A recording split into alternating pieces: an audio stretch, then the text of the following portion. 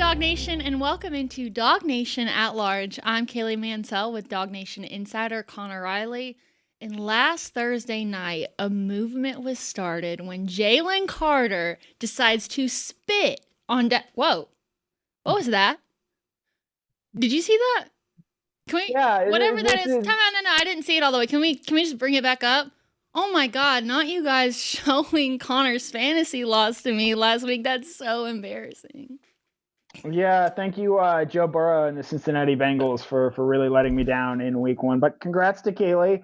I'll get her in week 10 when Joe Burrow and the Bengals are off. But last I checked, they do not hand out championships after week 1. So, tough loss. We'll bounce back from it and hopefully, look to see Kaylee down the road, maybe in the playoffs. But I would point out, while I had a bad week and can own that, of the teams that won last week, Kaylee ranked last among those. Mm-hmm. So sure, she's better than me. She deserves praise from that. I would not be celebrating too much after not even breaking 100 in a full-point PPR league. Yeah, and I totally understand where you're coming from, but also in the same way that I feel like all men are a little bit stupid, I think that all women are a little bit crazy, and it's just a matter of where that crazy comes from. Mine is rooted in competitiveness, which is why up until this year, I have never played fantasy football in my entire life, but now I feel like I'm in a place where I can be, and so going into this year, I guess maybe old habits really don't die hard. I was really excited to get the win, but then I found myself at 1:00 on a Sunday screaming at the television for Aaron Rodgers to give DK Metcalf the ball, which, by the way, is even a crazy sentence that's coming out of my mouth. So this is going to be a challenge for me because that craziness is rooted in competitiveness, but we're going to see how it goes. If this is the only one that I win, I'll be fine with that because the victory was over here. No, you won't be. No, you won't be. No, you won't be. As a longtime fantasy veteran, no, you will not be.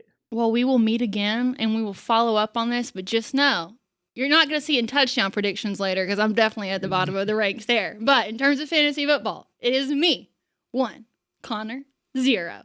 All right, with that, we'll stop talking about the NFL. We'll get into college football. This is DawgNation at Large.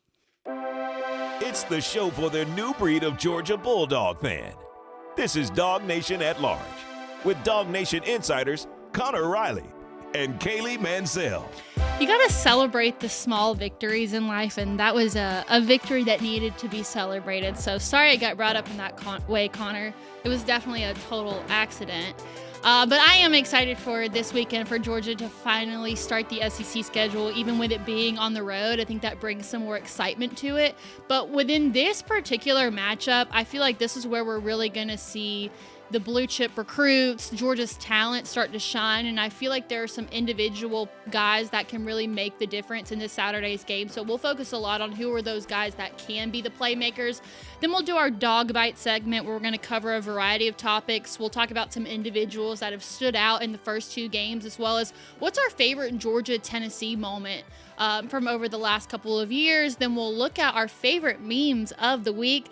We are bringing back a Connor Kaylee Showdown, and it's all going to be about what is the best SEC road environment. We haven't done a showdown in so long, and so it only feels appropriate that we're doing it when Georgia has their first road game. And then, of course, we'll do touchdown predictions, and I'll go ahead and let y'all know that I still don't have any points on the board. So hopefully we can get another small victory this weekend. Yesterday on Before the Hedges, me and Jeff talked a lot about how recruiting and overall talent tell us that Georgia should beat Tennessee by a margin that's much larger than what the spread currently is. So this is one of those games where I ultimately feel like a few key playmakers could be the difference in the outcome. And it all starts with Gunnar Stockton. I mean, it's first and foremost always. He admittedly didn't play the best game last week, and I think that he knew that too. Downfield passing was a problem. We didn't see him run the ball nearly as much. And the thing is, Connors, everyone, including Kirby Smart and players that we've heard from, keep talking about this version of Gunnar Stockton that they see in practice that we're not seeing. So I'm curious to see if that's the version of him that we get in Saturday's game. Yeah, I think one of the more interesting things to come out of post-game last week was Gunnar talking about confidence and the need to take what he does on the practice field and carry that over into the game. Gunnar Stockton has long been a great practice player. That is something that has always been apparent to him. I think it's a big reason why Kirby Smart and his coaching staff are so fond of him. And also why Ryan Puglisi never, I believe, really had a chance to make up much ground on Gunnar, because Gunnar was never going to stray from what he was as a practice player. He was never going to get caught flat-footed in that way. But I think what the Austin Peay game showed, at least in some regard, is there's a disconnect between the Gunnar that Georgia has seen in practice and what they have taken to the field. And part of this might be conservativeness from Gunnar in terms of not wanting to make a mistake. Colby Young this week saying Gunnar wants to be too perfect sometimes. And I just think that, maybe some of this is, you look back to those Texas and Notre Dame games last season where I thought, given the circumstances, Gunnar Stockton played well. But he had some pretty tough turnovers in those two games. The interception at the end of the fourth quarter against Texas, the fumble right before halftime, where he was trying to be aggressive in some instances and go out there and make a play. And I wonder if the messaging to Gunnar all offseason saying, hey, we don't need you to make a mistake, has maybe gone now too far the other way. And Gunnar, for lack of a better word usage here, is maybe gun shy in terms of being aggressive and going out there and pushing the ball downfield. And so because of that, he's trying to strike that balance between cautiousness with the football and not turning it over, something he has not done in these first two games, while still pushing the ball downfield and being aggressive in the passing game. Because when the plays are available, and I do believe against Austin Peay they were, he has to make them. Yeah, that short-term memory is really going to have to start here when they go to Neyland, because in just studying Tennessee, within their first two games, we know that both corners are going to be out on Saturday. Their passing defense has really struggled in these first two games, allowing over 220 passing yards per game. And so if Georgia wants to not just keep ahead, but also stay ahead, more than likely it's going to have to come in the passing game. So that's where Gunner's going to have to shine the most on Saturday. Yeah, this is a game where I don't believe Georgia needs Gunnar to go out there and be the best player in this game. But they need him to make the plays when they are there. And if he's able to do that, I think there's a world where this might actually end up being a pretty easy victory. But I can understand the concern that some might have, because he just has not, with his arm, made those plays. Now, we'll see how much of a rushing factor he is this week. I think by design, he was not much of one against Austin Peay a week ago. We know his legs are important to him, specifically in third and fourth down situations and in the red zone. And maybe, just maybe, his rushing ability is able to offset maybe some of the lack of downfield passing plays that we've seen so far. They don't need Gunnar to go out there and throw the ball 35, 40 times in this game. But when the plays are there to be made, he has to take them. I liken it to an NBA three-point shooter. It's one thing to be a bad three-point shooter. We've seen that. Teams are going to leave you open, and sometimes when you're left open, you just have to make them. But when you stop taking those, it just gums up the rest of the offense. And I think that's what's worth watching this week is, can Gunnar make the plays when he's asked to do so? So it starts with Gunnar, but to put him in a position of success, he's going to need some help from the guys around him, especially when it comes to those third and long situations that Georgia kept finding itself in last year. They're going to have to keep the run game strong. And look, what Dwight Phillips Jr. has done up to this point in the season, it's been really impressive. But I'm also not ready to accept just yet that Dwight Phillips Jr. is the best running back on this team. Moving forward, Georgia needs to get a lot more out of Nate Frazier than it already has. I mean, just averaging 4.6 yards per carry isn't going to cut it at this point. So if there was ever a time for us to see the version of Nate Frazier that we know that he's capable of, I feel like this is where it has to start. Yeah, Kaylee saying, something that was sort of muttered at times in the Georgia press box last week, is Dwight Phillips the best running back on this Georgia team? I don't believe that's the case. In talking to Nate after that game against Marshall, he talked about needing to make guys miss at the second level, being more explosive in that way. Because I think when you look at his yards per carry, 4.6, he's getting good movement. And I think that speaks to how well in run blocking the Georgia offensive line has done thus far. He needs to make guys miss at that second level, break tackles, while also holding on to the football. Because you saw in that game against Austin Peay, he does a great job of getting the second level on that opening drive, but then an Austin Peay defender just comes up, hits his helmet right on the ball. I thought Cody Chafin's, our producer extraordinaire, did a great job of outlining some of the video stuff that they got after that hit and how Nate has to learn from that. And obviously ball security is a big issue for Frazier.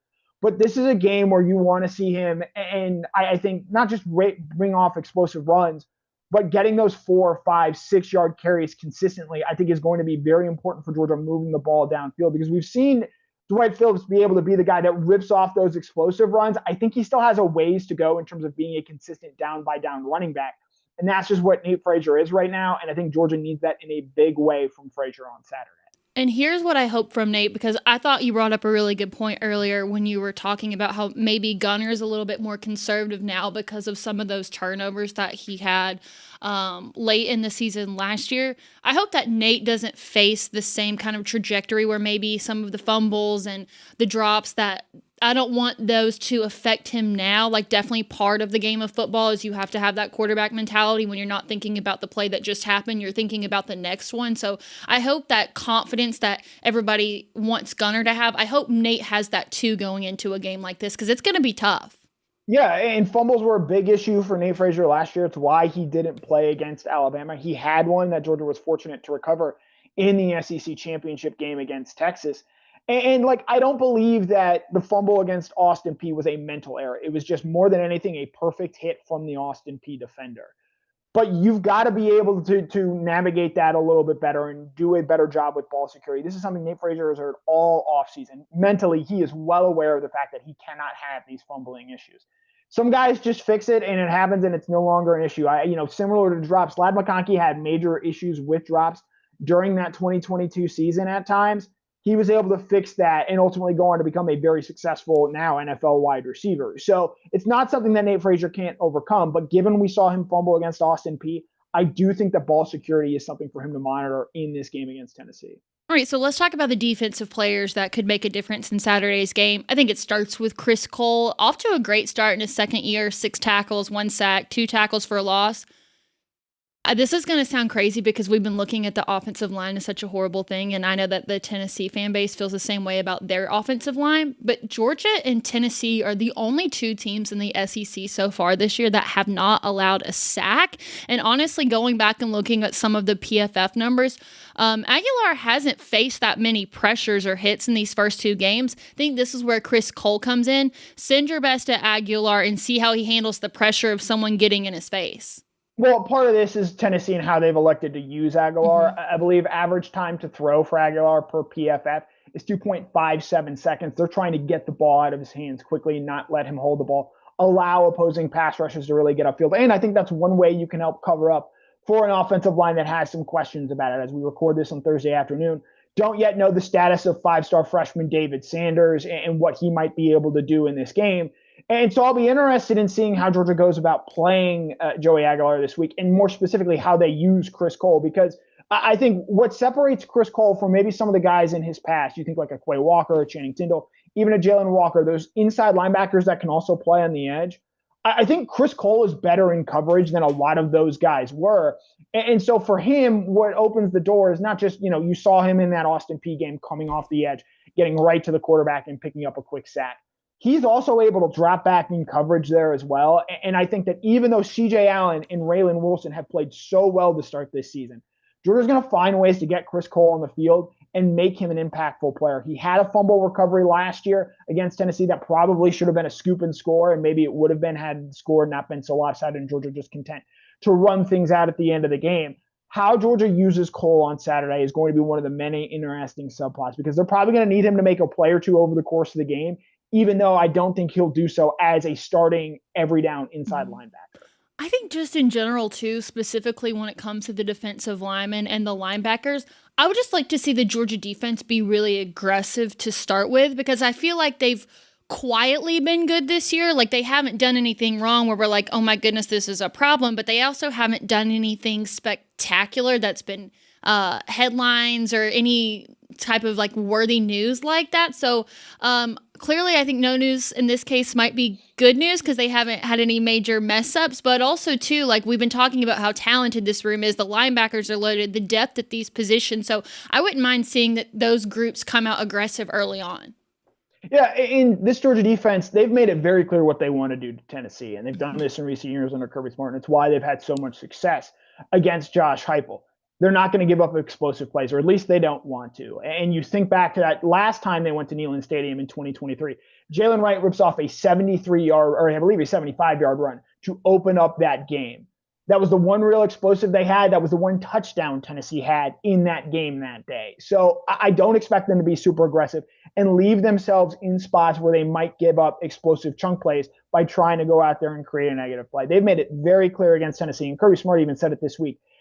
You're going to have to drive on Georgia to go out there and score, and you're going to have to execute on 10, 11, 12 play drives.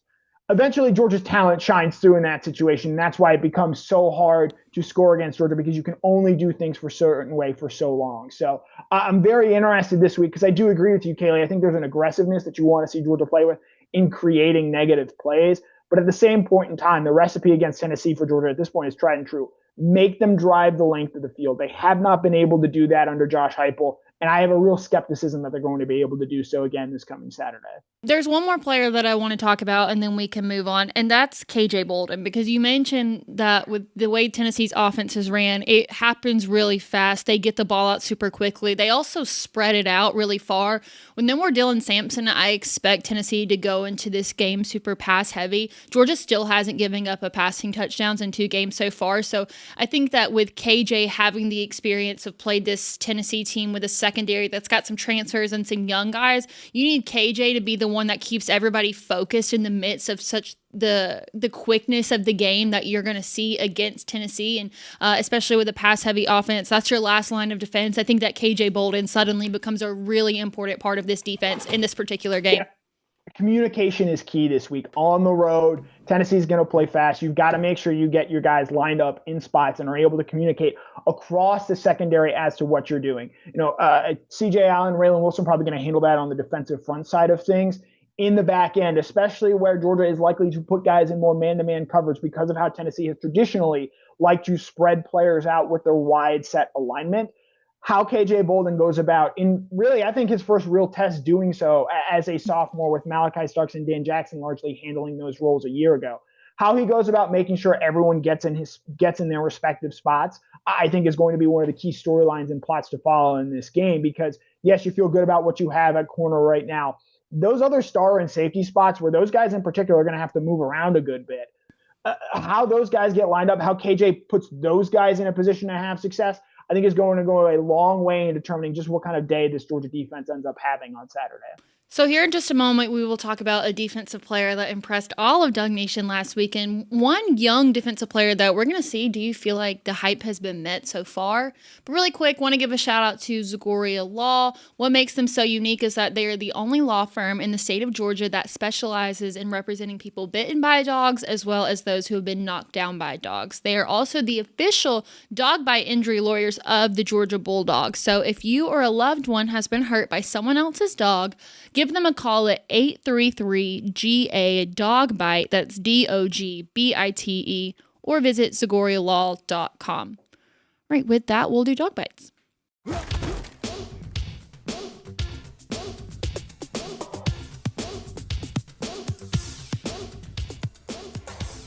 So Ellis Robinson gets the first interception of the season, and truly, I don't know if there's a person on this Georgia defense that's more deserving than him, because he really did wait his time last year. We still weren't really sure how Georgia was going to use him this year until we got to that fall camp area. So that was an internal win for Ellis, but I mean, any person that is around the Georgia program, I think, understood like the magnitude of that moment.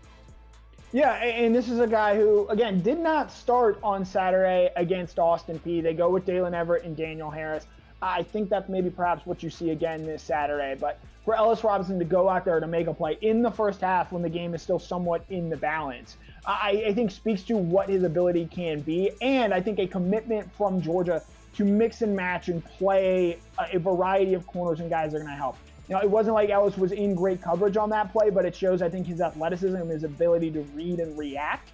And so going forward for Ellis, this is big for him and his confidence, because so much of the story has been, well, why hasn't he been able to get on the field? So for him to go out there and show that and play that well, I think it's very, very important for Ellis and his continued development moving forward. And if you're watching on video too, you can see the way that the fans react when he catches it, and also his teammates, how quick they were to go straight up to him. And I think that shows that there's a lot of respect between the members of the defense and Ellis Robinson. So, it felt like it was something that was bound to happen, and I'm glad it was Ellis that got the first one. So somebody that we've been talking about a lot this offseason has been the 5-star defensive lineman, Elijah Griffin. A lot of other people contributed to this hype train as well, specifically players that were once in the Georgia program. And so far through 2 games, played a lot of quality snaps, 4 tackles, nothing else besides that. But it looks like he's contributing early. Is that something that we anticipate to see more of, or is it just the playing time for early games? I think the fact that you've seen him come out and be this impactful early on is incredibly encouraging for what he's going to do. Now, again, he's not a starting defensive lineman for Georgia at this point in time. They still have Christian Miller and Jordan Hall playing ahead of him. Gabe Harris plays an important role, but he plays more on the outside. I've loved what I've seen from Joseph Jonah-Ajayi this far. Yeah. But the fact that Griffin is already in there, and in those reps, he is making the most of what he is being asked to do, I think speaks to why the ceiling is so high for him. Where, again, I'm not expecting Elijah Griffin to go out there and be the best player on Georgia's defensive line on Saturday. I don't think he's going to have the every down impact that, say, Christian Miller is going to have. But when you're already able to produce and show that even against lesser competition that you can go out there and make an impact, I think as we get deeper into SEC play, as we get deeper into this season, it's why the ceiling is so high for someone like Griffin and why he was able to come in right away and make an impact for Georgia. There is, yes, the physical skill set and everything that he brings there, but I think a mental maturity that has really impressed this coaching staff and why he's been able to play this well this far. Last week we talked about the AP poll. This week we're going to do it again, but we're going to do it for a completely different reason. Earlier this week, I guess somebody saw it, a reporter from LA by the name of Haley Sawyer, she is an AP poll voter, came under mass criticism after moving Florida up in her ballot and leaving South Florida unranked, even though South Florida had beaten Florida the day earlier. And it was like, the internet was not happy about it, and I enjoyed reading everything. She put out a response that was really subpar. I didn't know if you had any thoughts on this situation, Connor. There is a famous scene in The Wire where they're at a co-op and they're discussing how things are going to go, and somebody at this meeting is taking notes on, an illegal activity, and Stringer Bell comes up and he sees that he's taking notes. He grabs a notepad and says, "You're taking notes on a criminal bleeping conspiracy?" This is something similar to that regard in, like how you vote in the AP poll. And look, voting in the AP poll is very hard. I know people that do it. It is not easy. And I do believe there is a better way that we can work around this going forward. My issue with this latest statement, and specifically Sawyer's response to it, is just very concerning for the fabric of college football. And you've opened the door for people to say, oh, that the people who make these decisions, they don't really care about college football all that much. And that is, to me, what I found to be most alarming about not just Sawyer's ballot, but her response to the matter. Maybe that helps inform the decision that she made in the first place. I do agree with a lot of people that I would like to see a little bit more of a rigorous test in terms of determining who gets to vote on this. Because I do recognize the importance of the AP poll and the historical significance that it has had on the sport. And I don't believe that it should go away. But I do think that there is room for improvement from both the process and the voters themselves as well. Yeah, I think I was just most disappointed by the response, because at that point, just take accountability that, you know what, I didn't research it as much as I should have, but moving forward, I won't be a disappointment anymore, and just take accountability in that sort of situation, because it was very obvious. And it wasn't like, that game was earlier than the day than her LA time, so it's not like she just didn't see it or was already in bed when it happened. So at least if you're going to do that, take some accountability. Don't try to brush it off like it's not a big deal, because the AP poll means a lot to people, and when it's that obvious that you didn't do your job, of course it's going to come to the light. So it'll actually come up in my meme machine later who I think that the AP voter that should replace her is. But now with Georgia-Tennessee coming up this weekend, that brings back a lot of feelings and emotions. There's been a lot of big moments that have happened in this rivalry. I know you've been alive a lot longer than I have. Is there any memory that I'm so sorry. Is there any memory that comes to mind? Ironically, I was not on hand for the Georgia-Tennessee game in 2022. I was at a wedding at that point in time, but I think from just the environment and everything leading up to that game, that one is certainly memorable. I remember being, weirdly, the memories that I have strongly associated with this have been Georgia losses. 2015, I was there in Neyland. I vividly remember Nick Chubb's knee injury, and then later in that game, a Reggie Davis drop, where Grayson Lambert threw a perfect ball. And look, Georgia should have won that game that day. They had no business letting Tennessee back into it. And then the next year, I vividly remember the end of that Georgia-Tennessee game where Josh Dobbs throws the Hail Mary. So weirdly enough, even though Georgia has dominated this rivalry of late, and maybe this is just speaks to how I'm wired as a person, the losses in this rivalry from a Georgia perspective that I carry longer than necessarily the wins and the great moments that they've obviously had, especially in recent years. Yeah, it's funny that you say that because when I was thinking about this, the first memory that actually came to my mind was the Hail Mary game.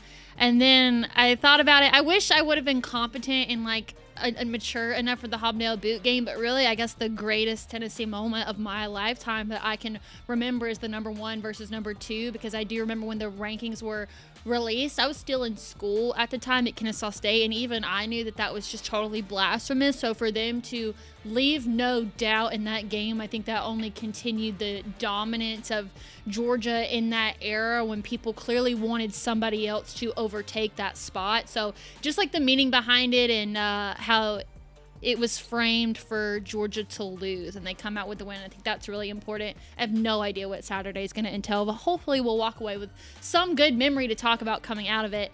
Something that we've been doing each and every week is talking about what non-Georgia football game we're excited for. Connor, what game are you most looking forward to watching?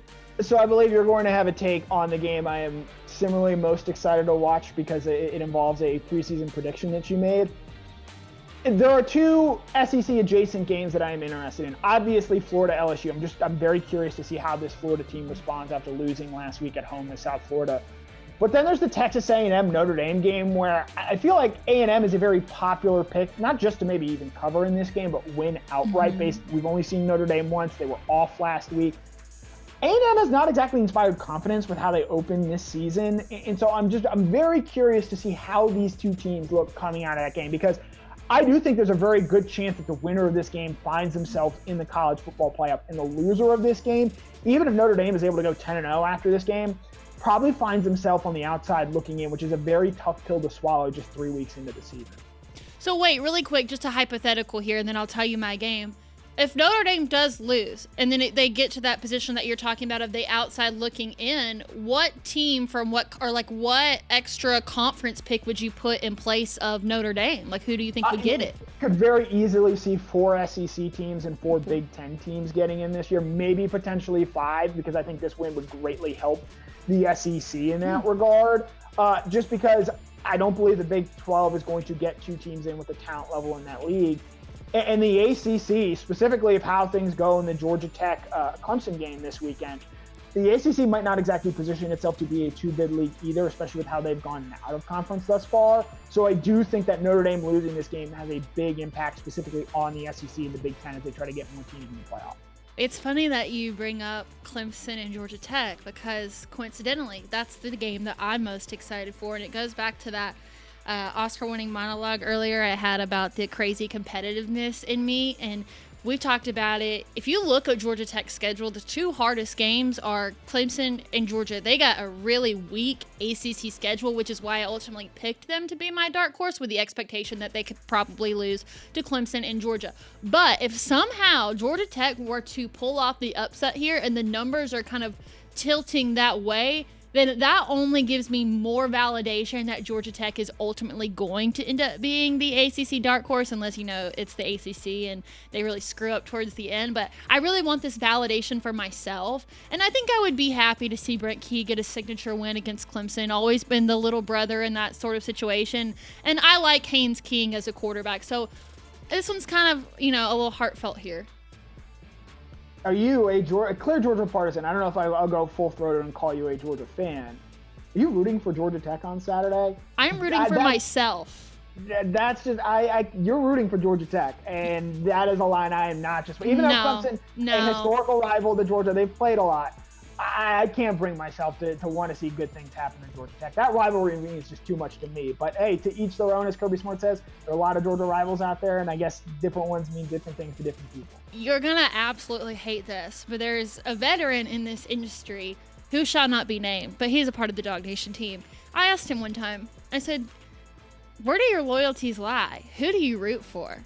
And he said, I root for myself. And you know what? I took that personally, and in that moment, I understood everything that he meant. So it's not necessarily rooting for Georgia Tech as it is more myself and knowing that I have a better chance of winning our playoff prediction bracket when we get to the end if somehow Georgia Tech were to come away with this win. But if they lose, Does it really affect my mental?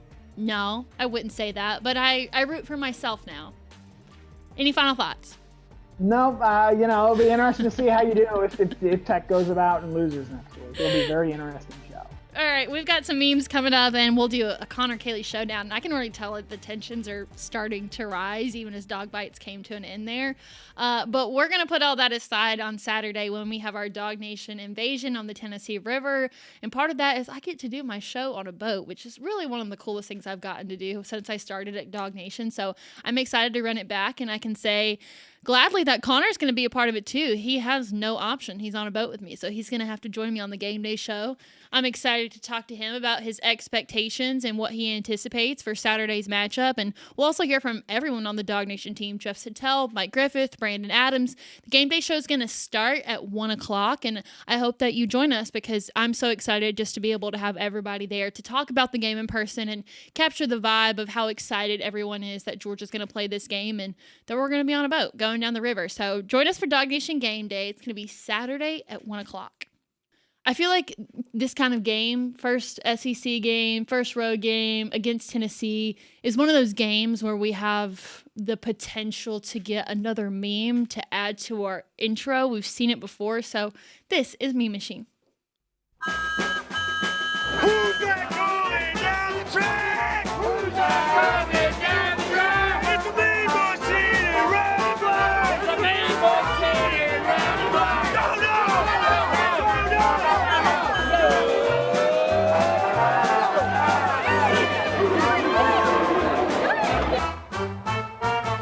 Hold on, I've got a call.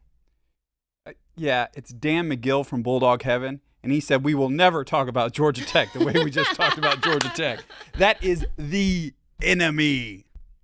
Well, hello to you too, Cody. Sorry. So nice to hear from you. It just got to me. I was like, oh, just getting back here. Glad you boiling. could take some time away from your phone call to join us here on the show.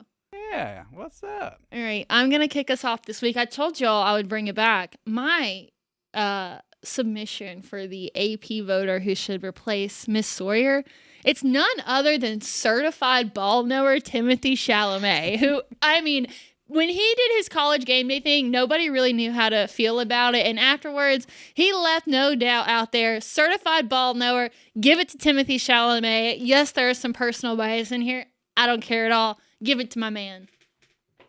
I would love to see Timmy C making picks every week. Like if we could get him on a 30-minute college football podcast every week where, doesn't matter which day he records it, just put it out there, get his reactions. I'd be so happy. And I just know that he would take it serious. Like he would put effort into it each and every week. Like he's not getting called out because he didn't try hard enough. He's a man that goes all in on everything that he does. So yeah, Timmy Chalamet. We'll add a segment of DawgNation at large every week if he wants to call in, for sure. All right, mine is going to come from the gift that keeps on giving, Florida. How about USF just drop kicking those Gators right in the face? I don't know if this is where this picture come from. I don't condone hurting any animals, but it's pretty funny. USF in Florida. It was just a sad, sad time. The Schadenfreude was real this week for the Gator haters out there. There were a few games this week that we got to kind of all watch together, and it was like, oh my gosh, this team's down. But it never really felt real. Like it always felt like there was going to be some sort of comeback moment. And so when we're weather delay, like we're checking out scores and we're watching Florida and South Florida, and it was like, oh, this is great, but it's never going to happen. And then it did happen. And in that moment, it was so special to everyone who got to experience that together. I will say, because I thought about using a meme from this, but I'm going to tie it into my own meme from this week. This comes from PFT Commentator, one of the great follows in general on social media. This came after Jalen Carter had been ejected for spitting on Dak Prescott. God has been ejected from the game for spitting this in reference to the rain delay that came in the middle of this game, just making the night all the weirder. So you had the Jalen Carter incident, which, there was a Seinfeld meme to be used of there was a second spitter. It actually turned out to be Jalen Carter based on Dak Prescott spitting first. You could even tie in a Star Wars reference in there to Han shooting first. And then on Saturday, Florida defensive lineman in the fourth quarter of the game, late when USF is driving to potentially take the win home, Brandon Bent just spits full-throated into the face of a South Florida offensive lineman. And look, the Marco Wilson shoe toss is iconic for a number of reasons. But I actually think in the course of the game, Ben's penalty was worse than Wilson's was, because like LSU still needed to make a big, like 50-plus yard kick in that game to win. Fourth quarter of that game, what are you doing? And so I did not think that we would be having this kind of dialogue and this conversation about spitting at this point in time. But week 1 of the NFL season and week 2 of college football, spitting, as I'm sure some has come out of my mouth in the course of this segment, a huge talking point and something I got a feeling a lot of coaches are going to discuss this week. And it's something that I don't feel like we've seen the last of it yet. Like, now that it's gotten some momentum, it's going to continue to happen, I feel like. And it's a little bit gross, but it's also a little bit entertaining too. As somebody who shoots all these games, the slow motion of it all just okay. Disgusting. It's been a long time coming. I feel like the topic is okay because it's not, I don't think it's going to get that heated, but you got to give the people what they want when it's the first SEC game of the year. So this is a Connor Kaylee Showdown. It's time for the Connor Kaylee Showdown.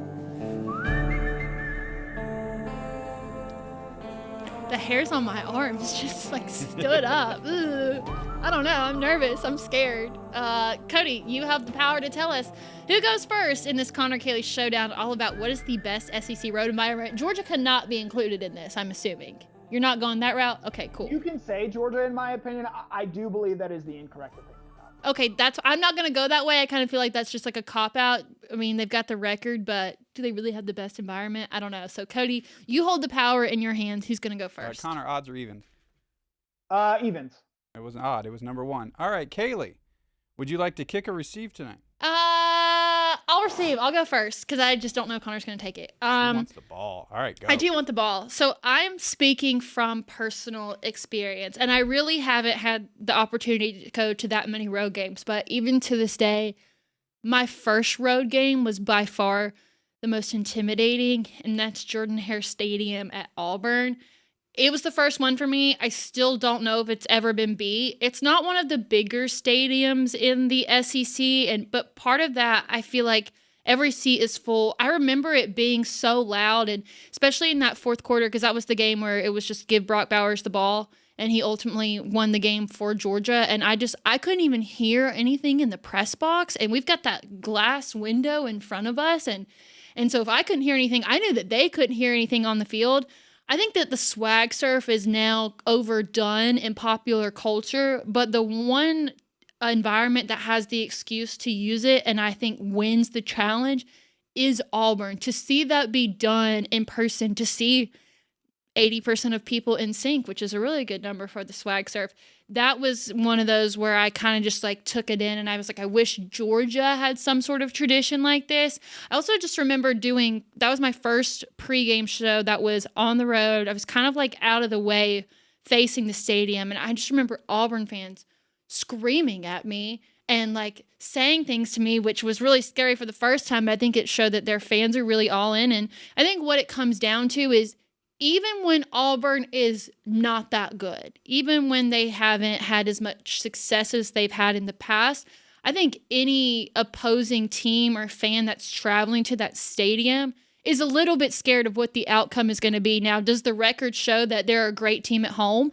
Not always, but as an opposing team, there's always that fear of going to Auburn and what it means. And even when they aren't great, the fans still care so much. And so even though I really haven't gotten the opportunity to travel to many, that first one has always stuck with me, and nothing's come close to that. So I'm going to take Auburn in this spot. All right. Connor. I believe that is a very worthy selection in that regard. I thought long and hard about saying Auburn myself, and I'm going a bit out on a limb here, if only because I have not personally experienced this. But I'm going to say LSU in this regard, specifically an LSU night game. Les Miles famously saying this is where teams and dreams go to die. I was at the 2018 LSU-Georgia game where that game was a 3:30 kickoff. And LSU just had their way with Georgia that day. And from talking to people in the stands, from seeing it down on the field, from feeling the atmosphere and the environment over the course of the game, That was a great Georgia team that year. A few plays go differently. Maybe they're playing for a national championship. And LSU, in part because of that stadium and because of the way that they responded and impacted the game from the jump, I think made a huge impact on that game. Unfortunately, Georgia just does not get to play at LSU all that often. Prior to that 2018 game, I can't even recall before that when was the last time they had gone and played on the road at LSU. And, as the SEC fixes their schedule moving forward, I think they're going to find a way to do that a little bit more, especially with ESPN now having the ability to make that a late night kickoff. There is just something about Louisiana, specifically Baton Rouge, that part of the country, where it just creeps up on you. There's an intensity to it.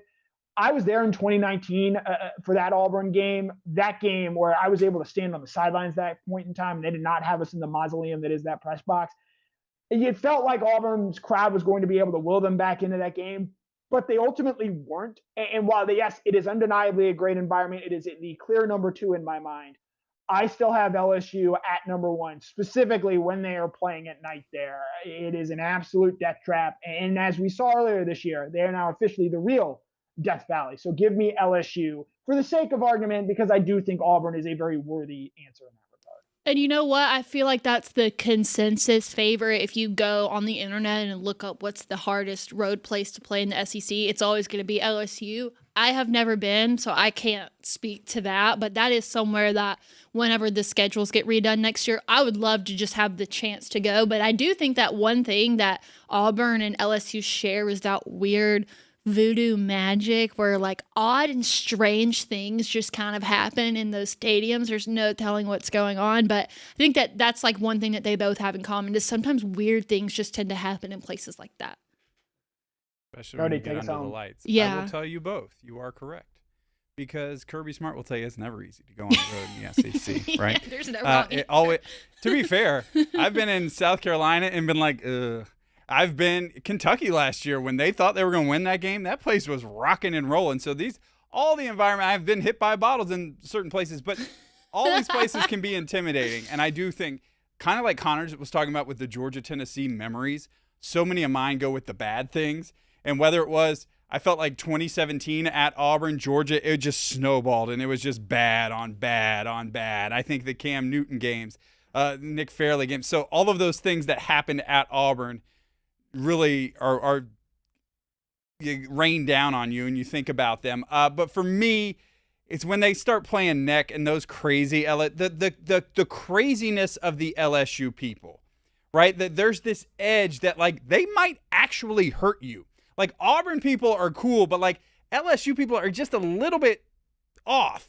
And for that reason, you are actually in danger when you're at an LSU game. So that and the night atmosphere, it's very cliche, Kaylee, but I think for a reason we're going to have to give this one to Connor this week. So there we go on the scoreboard. Congratulations, Connor. You've picked it up. And again, like I said, Kaylee, everybody was right here. Just Connor, I'm going to have to give him the credit today. Okay, let's move on to touchdown predictions. I still have 0. Connor has 1. Cody has 2. I think that Cody 2 for 2 on the year so far. And so congrats for that. I would like to go last year because if somebody there's one like obvious guy I have, and then there's one that I want to have happen. So I'd like to go last. I respect that, but the way that the order is gonna go this year, technically Cody would have last pick this week. So if Cody wants to switch with you, then I will leave that to him. He's gonna give me an earlier pick. I'll go. Yeah. Okay, that's fine. Okay, so let me just go ahead and mark that for my notes. So that way, whenever we do it next week, because I have a certain rotation going this year, because I felt like last year Cody was always second in the middle of us, and I wanted him to get the opportunity to go first sometime. So hopefully I don't go first at all this year. I need points on the board. That's it. So yeah. This week I'm gonna take Nate Frazier. I feel like they're gonna find a way to get Nate Frazier the ball in the end zone somehow, some way. So just please, for the sake of myself, I don't even care about Nate, just me. Okay, Cody, Connor, right, so you gave us took pick to Nate you. Frazier. For me, I think Georgia, Tennessee. You guys talked about the memories. 0-1, it was Randy McMichael, Ben Watson making big plays as tight ends. I think back to Brock Bowers when they were the last time they were with Georgia was there, they were trying to twist his leg. Remember that? He had hurt his ankle, and they were trying to get after. He starts like trying to fight a dude. I think last year, Oscar Delp scores 2 touchdowns. So I'm thinking tight end has to be it against Tennessee.